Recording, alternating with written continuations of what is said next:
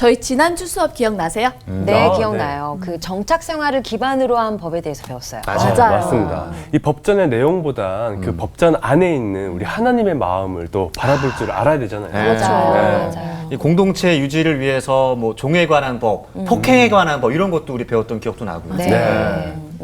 거기에서 지킬 건 지키자. 지킬 건 지키자. 네. 맞아요. 네, 맞습니다. 맞습니다. 오늘도 법 이야기 한다는데 오늘 또 법 배우나요? 오늘도 법 배우나요? 네. 맞습니다. 오픈 더 성서 로스쿨.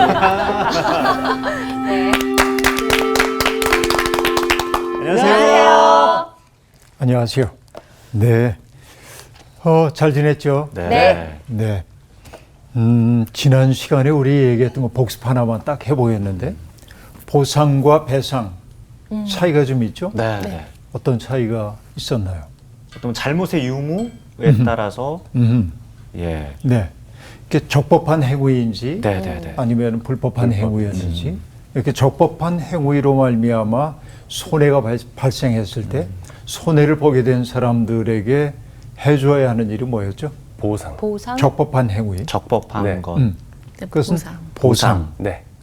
근데 이제 적법하지 않은 행위 때문에 손해가 발생했다. 그럼 뭘 해야 돼요? 배상. 배상해야 합니다. 여러분, 뽕나무 위에 올라갔던 사람 기억나시죠?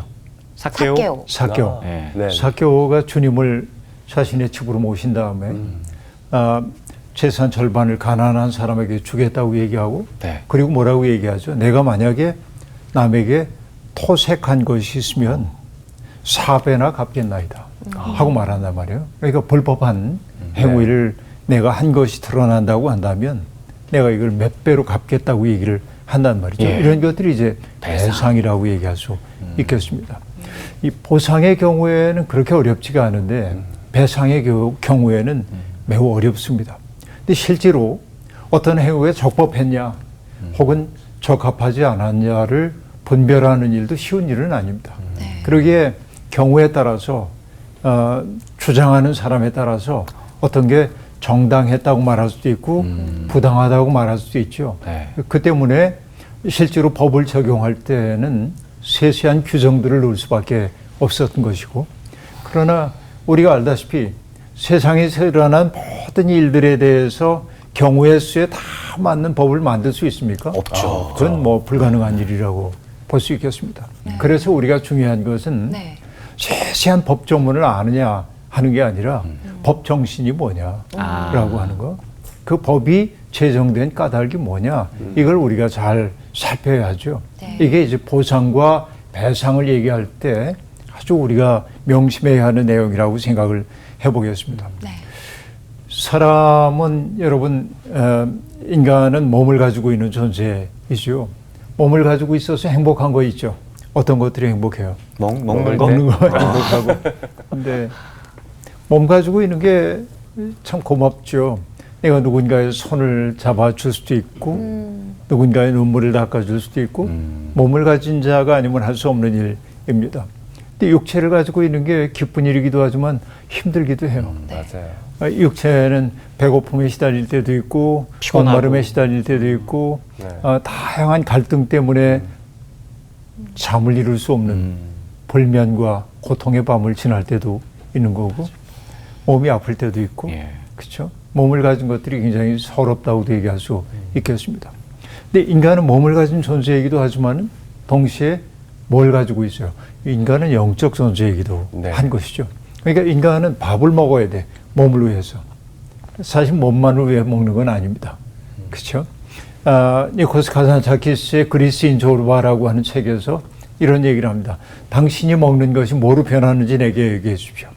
어떤 사람은 먹는 게 쾌락을 즐기기 위한 육체적 힘만을 만드는 사람도 있고, 어떤 사람은 정신을 만들어내는 사람도 있는데, 당신이 먹는 것이 뭐로 변하는지를 내게 얘기해 준다면 당신이 어떤 사람인지를 말할 수 있겠다 하고 말하는데, 그러니까 오늘 우리가 먹는 거 즐겨야지만은 그 정말 육체의 힘만을 만드는 먹음이 아니라 뭔가 정신을 만들어내는 그런 이제 먹는 행위가 돼야 할 텐데, 네. 여하튼 인간은 몸을 가지고 있기도 하고 마음을 가지고 있기도 한 것이죠. 몸을 다스리는 게 어렵습니까? 마음 다스리는 게 어렵습니까? 마음 쪽이 훨씬 굉장히 더 힘든 어려운 것 것 같아요. 마음이 더 어려워요. 네. 네. 맞아요. 마음이 더 어려울 수 있습니다. 그런데 그 마음의 법이라는 것도 내 육체에 규정될 때가 아주 많이 있습니다. 내가 편안하고 그러면은 내 마음도 다른 사람들에게 잘 열리고 관대하고. 관대하고 네. 내 몸이 괴롭고 힘들고 배고프고 그러면은 남에게도 내가 관대해지기 어렵고 그러니까 몸과 마음이 나뉘어 있다고 얘기할 수 없다 하는 얘기입니다. 여하튼 우리에게 중요한 것은 하나님의 마음이 뭘까? 우리에게 계명을 주신 그 하나님의 마음이 뭘까를 살피는 일이 무엇보다 중요한데 네. 오늘 이제 이 22장 1절부터 15절까지 일단 공부를 할 텐데 여긴 굉장히 다양한 배상법이 등장하고 있습니다. 오늘 수업 출애굽기 27강 배상법, 도덕법. 본문에 등장하는 여러 배상법들은 사실은 뭐냐면 공동체 내에서 오랫동안 관행적으로 받아들여지고 있던 관습법들을 성문화한 것이다. 이렇게 얘기할 수 있겠습니다. 자, 아주 간단하게 얘기하면 이렇습니다. 남의 소유물을 훔친 사람은 어떻게 해야 돼? 반드시 배상해야 합니다. 이건 아주 기본 명제입니다. 네. 근데 어떤 동물을 훔쳤을 경우에 배상의 정도는 그 짐승이 죽었을 때와 살았을 때가 달라져요. 네. 그러니까 아주 세세하게 규정하고 있습니다. 짐승의 종류에 따라서도 배상하는 방식이 달라진다고 얘기할 수 있겠습니다. 그런데 여기 아주 중요한 명제 가운데 하나는 뭐냐? 내가 갚을 게 없어. 네.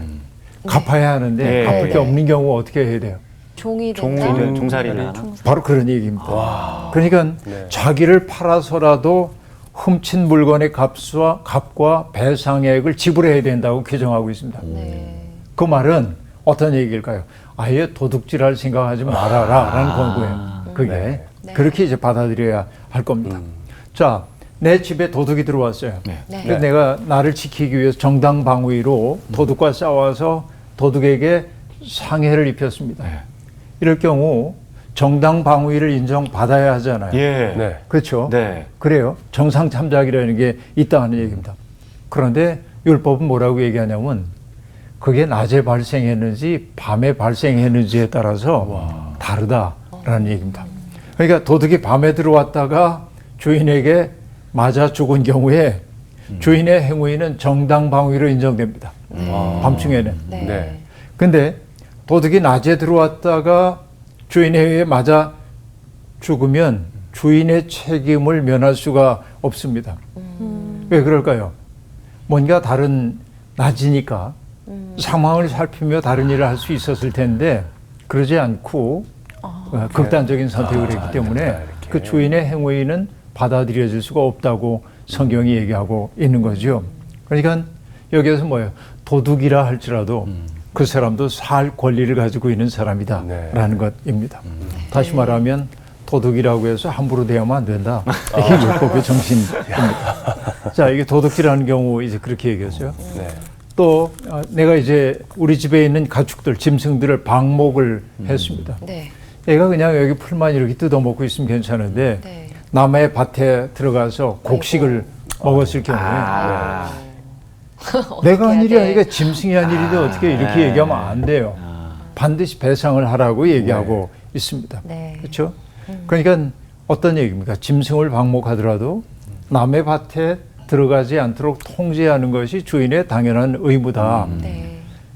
여러분 몇 주 전에 얘기했었는데 이 지금 우리가 그 법전 이 법전에서 굉장히 중요한 것이 상공업적인 뭐 도시적인 상황이라고 했습니까? 아니면 농경 문화나 유목 문화의 배경이라고 얘기했습니까? 농경 유목 문화라고 네. 얘기했죠. 그러니까 이런 얘기가 세세히 등장하기 시작하는 겁니다. 자, 또 병충해 예방을 위해서 불을 놓기도 하잖아요. 네. 네. 여러분 이런 거 아세요? 병충해 예방 위에 불 놓는 거? 그 쥐불놀이? 쥐불놀이 같은 것들도 있는데. 그 네. 볕단 같은 거 이렇게 볕단 같은 거. 태우고 옛날에 그랬어요. 우리 시골에서 보면은 논두렁 같은 거를 다 불로 한번 태웠어요. 네. 다 태웠어요. 농사 짓기 전에. 네. 왜냐하면 거기에 병충해, 병균 같은 것들, 알들 이런 것 있기 때문에 그 죽이기 위해서라도 다 불을 태웁니다. 해충 박멸. 해충 박멸 위해서. 또 밭에다가 뱃가리 같은 거 모아놓고 태우기도 했습니다. 네. 병충해 예방을 위한 것이죠. 그런데 그 불이라는 게 눈이 있는 게 아니니까 불이 윤리가 있는 게 아니잖아요. 네. 그냥 가죠. 바람 따라 가죠 그냥. 바람 따라 가는 네. 거죠. 그래서 남의 낯가리나 거두지 못한 곡식이나 밭을 태울 경우에도 반드시 배상을 해야 했습니다. 이 얘기는 뭐냐면 이런 일이 자주 벌어졌다라는 얘기이죠. 그런데 정말 재미있습니다, 이 법이. 내가 잠시 맡겨놓은 성원 씨한테 뭔가를 좀 당분간 좀 맡아주세요 하고 맡겨놨는데 그런데 없어졌어. 성원 씨가 맡았던 게 지금 사라졌어. 예. 어디다 돈이나 뒀어? 물품이 사라졌어요. 저런. 도둑이 훔쳐갔든지 이런 경우에 다행히 도둑이 잡히면 도둑에게 배상 책임을 물어야 하지만 예. 도둑이 잡히지 않은 경우에는 재판관 앞으로 가야 합니다. 성원 씨가. 성훈 씨가요? 같이. 아, 같이. 그래서 성원 씨의 과실이 있었는지 고의가 있었는지 재판관이 판단을 하도록 그렇게 돼 있어요. 상당히 세세한 법들이 이렇게 주어져 있음을 알 수 있습니다. 낙이나 소나 양을 다른 짐승들을 이웃에 맡겼어요. 공희 씨에게 맡겼거든요. 그런데 공희 씨가 열심히 돌보지를 않아가지고 내 짐승이 죽거나 상하거나 없어진 경우에도 정말 여러 가지 경우를 따져가지고 배상의 책임을 물을 수 있었던 것이죠. 그러니까 이게 우발적으로 일어난 일인지 아니면 부주의 때문에 일어난 일인지 네. 고의성이 있었는지 다 가려서 배상을 하라고 그 배상의 정도는 다 달라요. 세세하게 이렇게 규정되어 있음을 알 수 있습니다. 이게 일종의 배상법이라고 얘기할 수 있겠죠. 그러니까 이걸 이제 일일이 뭐는 얼만큼 갚으라는 얘기를 안 본 까닭은 굳이 우리에게 그렇게 몇 배 갚는 이 얘기 중요한 일이 아니었기 때문에 그러했습니다. 근데 이제 16절부터 나오는 얘기는 매우 중요한 도덕법에 대한 이야기이기 때문에 여기는 좀 공부해야 할 텐데요. 16절부터 20절까지 정훈 씨가 읽어주세요. 사람이 약혼하지 아니한 처녀를 꾀어 동침하였으면 납폐금을 주고 아내로 삼을 것이요. 만일 처녀의 아버지가 딸을 그에게 주기를 거절하면 그는 처녀에게 납폐금으로 돈을 낼지니라. 너는 무당을 살려두지 말라. 짐승과 행음하는 자는 반드시 죽일지니라. 여호와 외에 다른 신에게 제사를 드리는 자는 멸할지니라. 네, 거기까지 볼 텐데요. 금방 얘기했던 건 이제 배상법에 대한 얘기라고 한다면은 네. 공동체 안에서 지켜져야 할 인간관계에 대한 이야기가 여기 등장하고 있습니다. 내가 아직 약혼도 하지 않았는데 그런 처녀를 꾀가지고 동침했을 때, 그러니까 이 얘기는 뭐냐면 옛날에도 이런 일들이 벌어졌구나. 이게 뭐 어쩔 수 없는 인간의 어쩔 수 없는 일이라고 얘기하면 안 되고 인간의 현실 속에서 이런 일이 많이 벌어졌음을 알 수 있는데 드러났어요. 약혼도 하지 않은 처녀를 꾀가지고 동침을 한 게 드러났을 때 뭘 해야 되냐면 그는 반드시 그 처녀를 아내로 맞아야 합니다. 네. 네. 그리고 그냥 맞을 수가 없고 여기 납폐금을 주고 라고 말하고 있는데 납폐금이라는 게 몸값이에요. 지참금 같은 거. 그러니까 몸값을 주고 아내로 삼아야 하고 그런데 처녀의 아버지가 쟤는 안 돼. 네. 저 친구를 내 사위로 삼을 수 없어. 그런 경우에는 납폐금만 내면 되는 거로 그렇게 되어 있습니다. 물론 여기에서도 우리가 오늘의 윤리로 바라보면은 여기에 그 처녀의 입장은 전혀 반영되어 있지 않습니다. 그러네요. 그렇죠. 예. 그러니까 이게 이제 고대 세계의 그 어떤 법전이라고 보면 되겠고 딸도 아버지의 소유로 되어 있기 때문에 이런 윤리가 있었던 것이죠. 근데 굉장히 우리가 이 법전을 보면서 놀라운 것은 누군가가 한 여성을 꾀가지고 동침을 했어요. 비윤리적인 행위입니다. 네. 부도덕한 행위입니다. 죄입니다. 어떻게 보면. 그런데 거기에 대한 판단은 안 하고 있어요. 그게 죄다, 죽을 죄를 졌다, 하나님 앞에서 나쁜 짓을 했다, 이런 도덕적 판단을 안 하고 있고 엄중한 책임을 묻고 있지 않다는데 네. 이 법전에 내용이 있습니다. 그죠? 네. 그러니까 그렇게 했으면 무조건 이 사람 어떻게 징계해가 아니에요. 필요한 대로 결혼을 시키고 그리고 몸값을 내도록 그렇게 이제 정하고 있음을 볼 수 있습니다.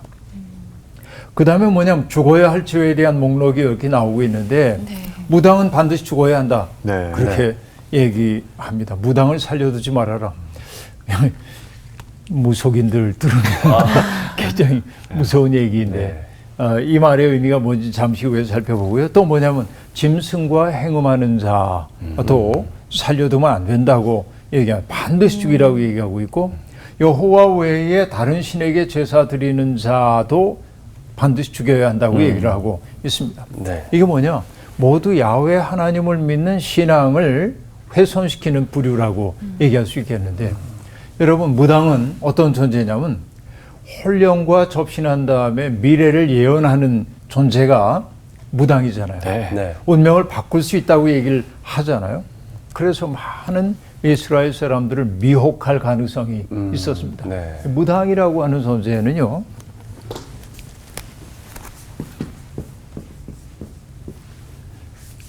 이 무당이라고 하는 존재는 그러니까 어떤 그 혼령과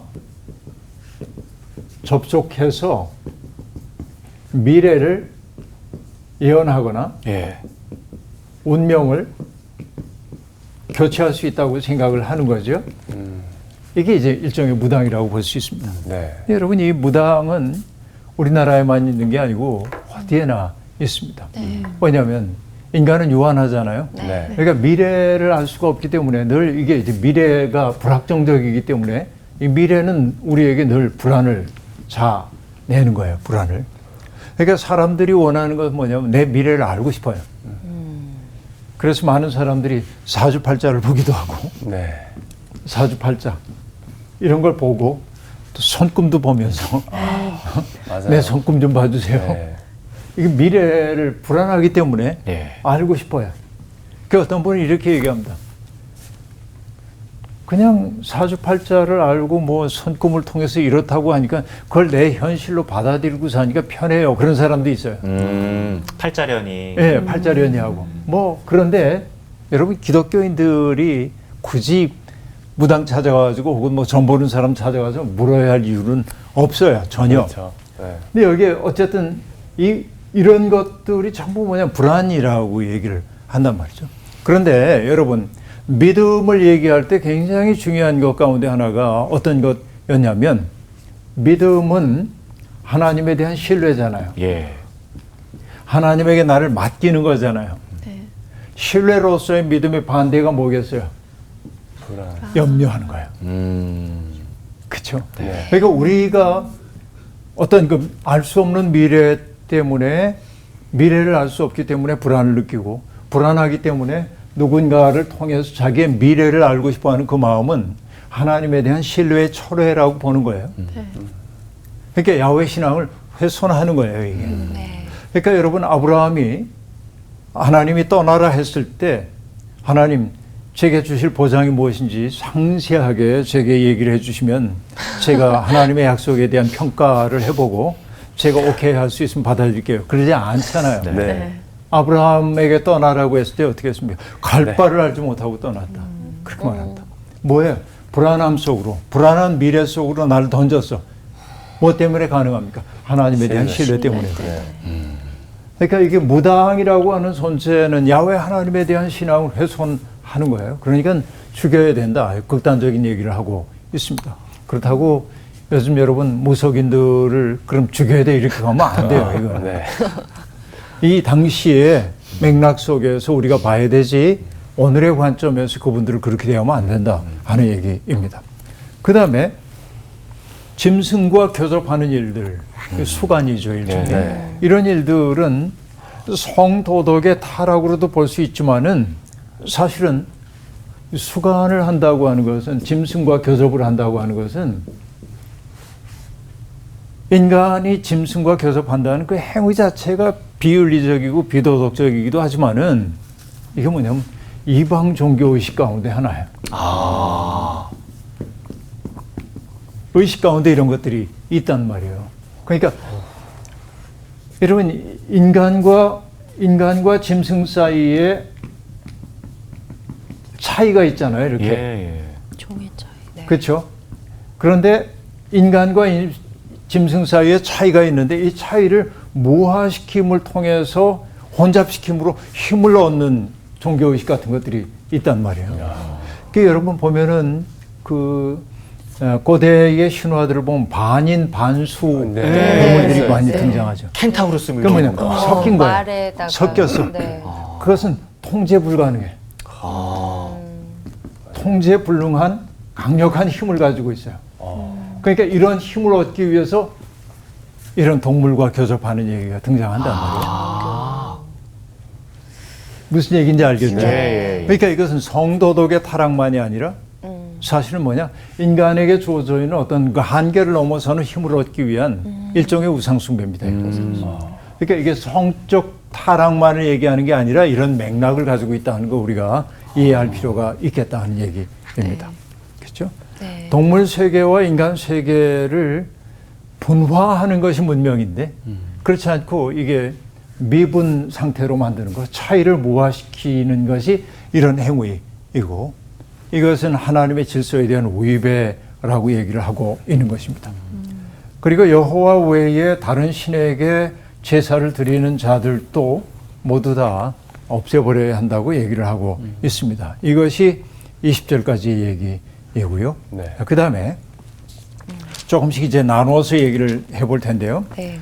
그 다음에 21절부터 24절까지 나오시. 네. 너는 이방 나그네를 압제하지 말며 그들을 학대하지 말라.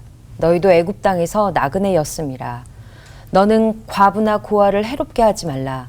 내가 만일 그들을 해롭게 함으로 그들이 내게 부르짖으면 내가 반드시 그 부르짖음을 들으리라. 나의 노가 맹렬함으로 내가 칼로 너희를 죽이리니 너희의 아내는 과부가 되고 너희 자녀는 고아가 되리라. 네, 여기도 이제 무서운 얘기가 네. 등장합니다. 자, 여호와 이외에 다른 신에게 제사를 바치지 말라고 이제 얘기를 분명히 하고 있는데 그 다음에 등장하는 얘기가 뭐냐면은 이방 나그네를 압제하지 말고 그들을 학대하지도 말아라 라고 얘기합니다. 이방 나그네에 대한 이야기를 합니다. 자, 이게 출애굽기에 이제 강력한 힘이라고 얘기할 수 있겠는데요. 한마디로 얘기하면 사회적 약자들을 함부로 대하면 안 된다 하는 얘기인데 특별히 이방 나그네라고 하는 사람들은 어떤 사람들입니까? 취약한 사람이에요. 이거 그동안 공부하면서 우리가 내내 얘기를 해왔지만은 내가 고향을 떠나서 내가 살고 있었던 이 고향이라고 하는 것을 떠났어요. 이 고향은 익숙한 곳입니다. 어떻게 익숙하냐면 일단 언어도 알고 있고요. 네. 문화와 습속 같은 것도 이제 알고 있고요. 그죠? 그러니까 고향은 그 자체로 우리에게 울타리가 되어줘요. 네. 근데 고향을 떠나는 순간 나는 뭐죠? 낯선 언어 속으로 들어가는 거고 낯선 문화와 습관 속으로 들어가는 거죠. 네. 낯선 세계. 낯선 세계에서의 나는 뭐죠? 한마디로 얘기하면 취약해진 거예요. 예. 네. 취약해진 사람들의 특색은 어떤 거라고 얘기할 수 있냐면 평안한 시기에는 괜찮아요. 홍익식 객지에서 얼마나 고생이 많아요. 참 이렇게 안심하고 살아요. 그러고 있는데 공동체 위기가 닥쳐와요. 그러면 이 위기가 어디서 왔지? 저 공의가 외부에서 들어온 저 사람 때문이 아닐까? 이방인이 바로 타겟이 되는 거예요. 바로. 그렇구나. 이게 나그네들이 낯선 세계 속에서 취약해진다고 한 말의 의미인 겁니다. 언제나 사람들은 위기가 다가오면은 탓할 사람을 찾아요. 네. 그렇죠. 우리도 애 이렇게 뛰다가 넘어지면 뭐에 걸려 넘어지면은 애가 앙 하고 우는데 엄마들이 하는 일이 뭐지? 땅바닥을 야단치는 거예요. 떼치. 누군가를 탓함으로 내 잘못이 아니구나 이걸 이제 애가 인식하는 거예요. 그렇게 가르쳐야 하는 건지 모르겠어요. 근데 어쨌든 사람들은 탓할 존재 이걸 필요로 해요. 그래서 이게 극단화된 것이 뭐냐면은 희생양 만들기 문화예요. 누군가를 희생시키는 거예요. 네. 그러니까 이렇게 낯선 세계에 온 이방인들은, 나그네들은 언제나 이런 위험 속에 노출되어 살 수밖에 없었던 겁니다. 바로 이것이 뭐예요? 애굽 땅에서 살고 있었던 히브리인들의 삶이 그러했다 한 얘기. 그러니까 너희가 살고 있는 세상에서는 그 사람들, 나그네가 된 사람들의 억울함을 돌봐줘야 되지. 그가 힘이 없다고 해가지고 압제하지 말아라 하고 말하는데, 여기 압제하다라고 하는 단어, 야나라고 하는 단어는 폭력적으로 다루다, 괴롭히다 그런 뜻입니다. 네. 힘이 없다고 해가지고 폭력적으로 대해도 안 되고 괴롭혀서도 안 된다 하는 얘기예요. 네. 그 다음에 학대하다라는 말은 라하스라고 하는 단어인데 이건 쥐어짜 하는 거예요. 아. 그러니까 여러분, 우리가 타자들에게 얼마나 악마적으로 굴 수 있는지를 보여주는 거예요. 난 안 그래, 그러는지 몰라도 상황이 되면 그렇게 될 수 있는 거예요. 그리고 말합니다. 과부와 고아를 해롭게 하지 말아라 라고 말합니다. 그러니까 그 사람들이 굴욕감을 느끼지 않고, 또 굴욕감뿐만 아니라 위험을 느끼지 않고, 내가 취약해졌다는 느낌 갖지 않고 살아갈 수 있도록 해줘야 한다는 얘기입니다. 바로 그게 뭐죠? 내가 나답게 있어도 괜찮은 그 공간을 우리는 뭐라고 얘기해요? 환대의 공간, 그런다. 환대. 낯선 세계 속에 살고 있는 사람들에게 환대의 공간 열어주기. 그냥 그 속에 들어가면 나답게 있어도 괜찮아. 그냥 나로 살아도 난 받아들여주고 있어. 여러분, 교회가 해야 하는 일이 이겁니다.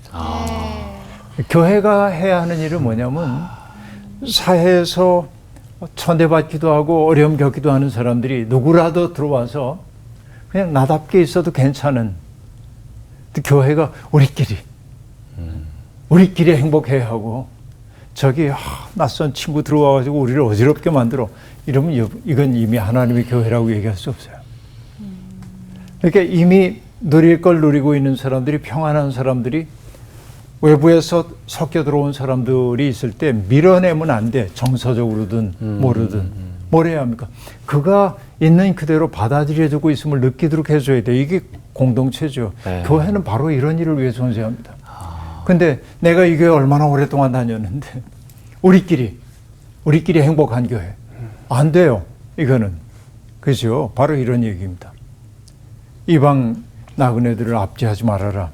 학대하지 말아라 하는 얘기입니다. 하나님이 이렇게 말씀하신 까닭이 어디에 있습니까? 너희도 이집트 땅에 몸부쳐 살던 나그네였다. 그러니까 너희도 바로 그러했다는 얘기입니다. 그리고 얘기합니다.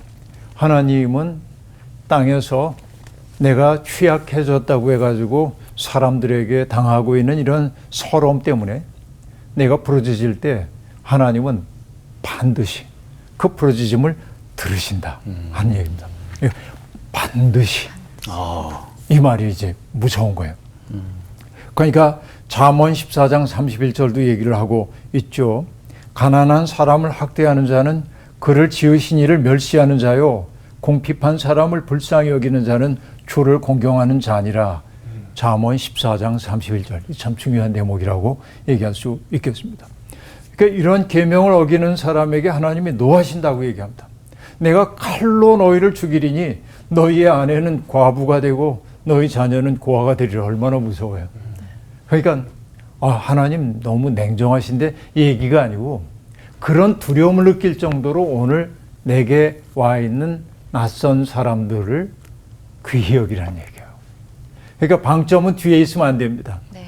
너희 아내가 과부가 되고 내 아이가 고아가 될 거다. 무서운데 그러지 말고 이런 두려움을 느낄 정도로 이 사람들을 소중히 여기란 얘기입니다. 거꾸로 우리가 읽어야 한다는 얘기입니다. 네. 그 다음 얘기를 볼까요? 그 다음에 25절부터 27절까지 성원 씨. 내가 만일 너와 함께한 내 백성 중에서 가난한 자에게 돈을 구워주면 너는 그에게 채권자같이 하지 말며 이자를 받지 말 것이며, 내가 만일 이웃의 옷을 전당 잡거든 해가 지기 전에 그에게 돌려보내라. 그것이 유일한 옷이라. 그것이 그의 알몸을 가릴 옷인즉 그가 무엇을 입고 자겠느냐. 그가 내게 부르짖으면 내가 들으리니 나는 자비로운 자임이니라. 네. 자, 이제 가난한 사람들을 어떻게 대해야 하는지에 대한 이야기를 하고 있는데요. 그러니까 가난하기 때문에 내가 누군가에게 뭘 꾸러갈 수가 있어요. 이게 현실입니다. 그때 뭐라고 말하냐면 돈을 꾸어주면 채권자 행세하지 말아라. 그렇죠? 채권자 뭡니까? 갑이죠, 갑. 네. 이 말 우리 시골에 얘기하면 갑질하지 말아라. 그렇죠? 갑질하지 말고 그걸 형제로 받아들이라고 하는 얘기가 여기에 등장하고 있습니다. 그러니까 어쩔 수 없어 빚을 지게 된 사람은 이미 취약해진 사람이야. 근데 그 취약해진 사람 위에 군림하려고 한다든지 채권자처럼 눈을 부라리고 지배하려고 하는 거, 이건 형제 관계를 해치는 일이다라는 얘기입니다. 그러니까 그에게 이자를 받지 말래요. 왜? 이자라는 게 눈덩이처럼 불어나는 거이죠. 참 이상하지. 내가 예금한 거는 어쩜 그렇게 이자가 안 불어나는지 모르겠는데 남에게 돈 꾸면은 이자가 무시무시하게 늘어난단 말이죠. 네. 그러니까 이자라고 하는 게 가난한 사람들을 회복 불가능하게 만들 때가 아주 많이 있다라는 얘기입니다. 그 때문일까요? 오늘 우리가 읽은 본문은 아닙니다만 레위기 법전에서는 얘기합니다. 그에게서는 이자를 받아도 안 되고 어떤 이익도 남기려고 하면 안 된다. 너희가 하나님 두려워할 줄 안다고 한다면 너희의 동족을 너희 곁에서 데리고 함께 살아야 한다. 그러니까 이자를 받을 목적으로 돈을 꾸어주거나 이익 볼 생각으로 먹을거리를 꾸어주면 안 된다. 이렇게 얘기를 하고 있습니다. 그러니까 인간관계를 이익이라고 하는 것으로 돌려놓으면 안 돼. 그건 형제관계를 해치기 때문에 이렇게 말하고 있습니다. 여러분 가만히 보면은 사실은 돈을 빌리는 일들은 인간사에서 늘 있잖아요. 네. 중세 시대에는 누군가에게 돈을 꿔주고 이자 받는 게 금지돼 있죠. 성경에 의해. 네. 근데 현실적으로 누군가가 돈을 꿀 수밖에 없잖아요. 예. 그러니까 기독교인들은 누구 꿔주고 이자 받을 수가 없어요. 그래서 천대받고 있던, 그러나 꼭 필요한 그 일을 누가 했냐면 기독교인들에 의해서 박해받고 있던 유대인들이 그 일을 합니다. 성경이 그걸 금하고 있음에도 불구하고 유대인들도 성경을 가지고 있잖아요. 그래서 중세시대에 공직에 나갈 수 없었던 유대인들이 살아남기 위해 선택한 일이 은행업이에요. 일종의 네. 은행업을 했습니다. 그런데 여러분, 돈을 빌려주는 사람은 빌릴 때는 그가 고맙지만 채무자들이 예. 일단 빌리고 난 다음부터는 채권자 그렇게 좋지가 않죠. 네. 그래서 뭐냐면 돈 빌려주는 사람에게 수전노의 이미지를 씌우기 시작합니다. 유대인들, 저 사람들은 수전노들이고 이렇게 해요. 이게 여러분 문학작품 속에 형상화된 게 뭐냐면 셰익스피어의 베니스의 상인에 나오는 샤일록 이야기입니다. 그러니까 중세시대, 중세 넘어가는 근세까지 유대인들의 더 씌워진 일종의 나쁜 이미지라고 얘기할 수 있습니다. 그렇게 보면 안 되는데 이렇게 이미지화하고 있었던 것이죠. 어쨌든 이자라고 하는 건 이렇게 두려운 거예요. 이웃의 옷을 저당받았을 때 어떻게 하라고 얘기하냐면 담보로 잡은 겉옷은 해가 지기 전에 돌려줘야 한다. 여러분 담보를 잡았어요. 네. 근데 옷을 담보로 잡힌다고 하는 건 뭐냐면 막장까지 간 거예요.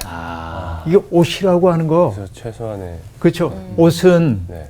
신분을 나타내기도 했습니다. 신분에 따라서 사람들이 입는 옷 색깔 같은 게 정해졌어요. 네. 그러니까 옷은 신분을 뜻하는데 옷을 저당 잡힌다는 것은 나의 존재를 박탈당하는 거예요. 네. 그러니까 그런 자리에까지 간 거예요. 그러니까 얼마나 다급했든지 자기의 사회적 신분까지 내려놓을 정도로 벌거숭이가 되는 건데 그런 사람을 딱하게 여기지 않고 그냥 놔두면 겉옷을 담보로 잡았을 경우에는 해지기 전에 돌려줘야 돼. 해가 뜨면 다시 받는 한이 있더라도 얼마나 번거로운 일입니까? 네. 그죠? 그러니까 어떤 얘기냐면 그렇게 어려운 사람을 채무자로 대하지 말고 형제 자매로 대하라고 하는 이야기가 그 속에 담겨 있다고 말할 수 있겠습니다. 우리 28절부터 볼까요? 네. 31절까지.